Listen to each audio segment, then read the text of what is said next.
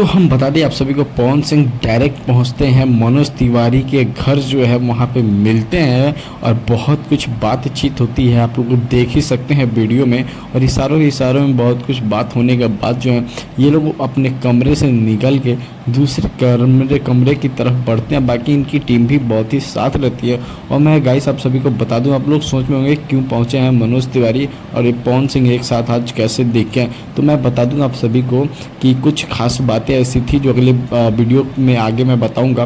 बाकी ये लोग पहुंचते हैं दूसरे रूम पे बातचीत करते हुए, और वहाँ पे गाइस जो एकदम टेबल लगा हुआ था, टेबल लगने तक मैं बता दूं एकदम तगड़ी सी बात होती है पहले इन लोगों के बीच में, और उसके बाद जो है ये लोग खाना की तरफ बढ़ते हैं। और मैं बता दूं कि वहीं पे जब प्लेट वगैरह रखा रहता है, मनोज तिवारी पवन सिंह को बैठाते भी हैं और बोलते हैं कि तुम भी बैठो। और बैठने के बाद ये लोग साथ में ही जो है खाना की व्यवस्था करते हैं। अदर भी जो टीम है इनकी बैठती है।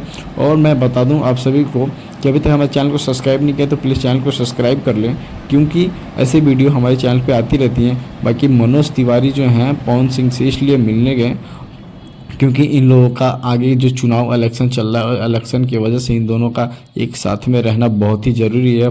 जैसे कि मनोज तिवारी बीजेपी से हैं। तो चलिए कमेंट करके बताइए कैसे वीडियो